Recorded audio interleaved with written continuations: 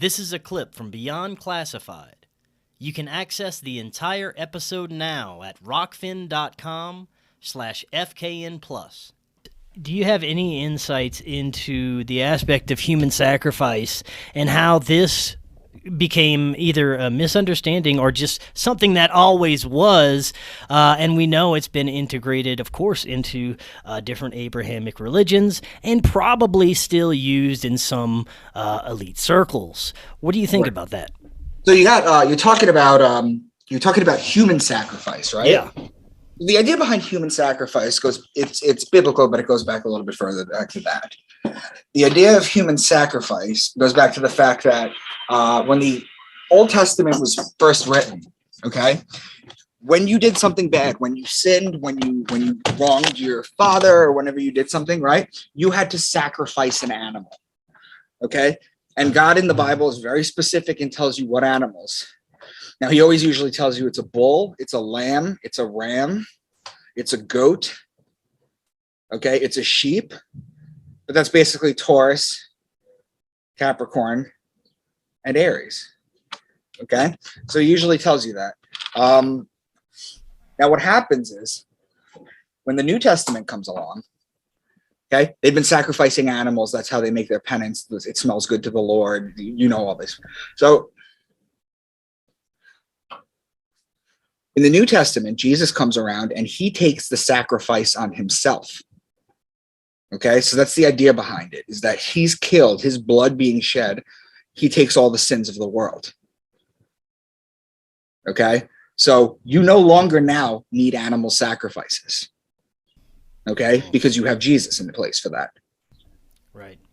Where the human comes in is there's always been human sacrifices. Okay, but they used to be because there hasn't been rain in 3 months. And we need the rain god to come, so let's sacrifice someone. There was a thought process. It was a messed up one, but there was a thought process. Did you ever see the story of that girl that they found, that Inca or that Mayan girl from the 1500s she's like fully mummified. Oh, yeah. She looks exactly like she's like alive, and she's what, 600 years old. Right. See, she was a human sacrifice. And I know that... at the Bohemian Grove, what they do is they burn an effigy of a child. Right. They burn an effigy of a child.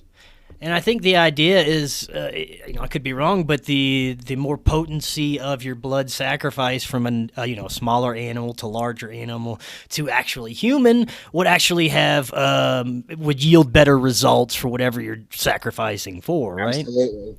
So I'm not going to assume that you guys who are listening remember the keywords or all of them. I'm not, but I'm going to reinforce them, and they're going to sound familiar enough to you that you're like, oh, I remember him saying that. Okay, so we'll do that.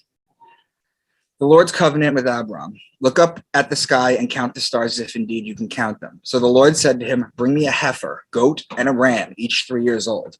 Well, a heifer is a cow, which is the female bull. That's Taurus. The goat is Capricorn. The ram is Aries. Now, Taurus, the bull, or the cow, and Aries, the ram, those are connecting signs on the zodiac. So it makes a distinct pattern there. He will be a wild donkey of a man, and he will live in hostility towards his brothers. So the donkey is Acellus Borealis. That's the name of the constellation called Donkey, Acellus Borealis, which is located in Cancer. And the brothers are Gemini, the twins, the brothers. Cancer and Gemini are connecting signs. So again, it makes another pattern. Quick, he said, get 3 seahs, about 36 pounds, of the finest flour and knead it and bake some bread. Then he ran to the herd and selected a choice tender calf and gave it to a servant. He then brought some curds and milk, and the calf had been prepared. So the bread is Virgo, the lady with the wheat stalk, remember? The calf is Taurus, the bull. The milk comes from the Milky Way galaxy, okay, who's in Sagittarius. Now, the Milky Way galaxy has been the Milky Way galaxy since the Egyptian Book of the Dead, at least, that I found it. Okay, it's literally been called that. So the Milky Way galaxy, it centers in Sagittarius. So if you connect the firmaments between Sagittarius and Scorpio with the firmament between Taurus and Gemini, they become opposing signs. So there's ways you could bend the zodiac too to make connections that normally wouldn't be there as opposing signs or connecting signs. Now you can connect it at other points. Then Abimelech bought sheep and cattle and male and female slaves and gave them to Abraham. So the sheep is Aries, the cattle is Taurus. They're connecting signs. The male and female are Aquarius and Virgo, which connected their firmaments as opposing signs. Then God opened her eyes, and she saw a well of water. So she went and filled the skin with water and gave the boy a drink. God was with the boy as he grew up. He lived in the desert and became an archer. The water is Aquarius, and the archer, Sagittarius, the man with the bow and the arrow, is Sagittarius. Okay, so you see how these patterns they're in every single book that we talk about. Yeah, man. Now, I don't want to get too far kind of off your presentation a bit, but what do you think about the nature of space and the planets and the sun and the fact that we cannot get a straight answer out of NASA, that they lie about everything? We have great researchers. I'm in no way a flat earther, but I am in no way a traditional space model guy either. There's been so much trickery and so many lies, and everything that NASA shows us is fakery. Well, that being said, where does that leave us with what's actually going on beyond our atmosphere? I kind of believe that we aren't able to go beyond our atmosphere.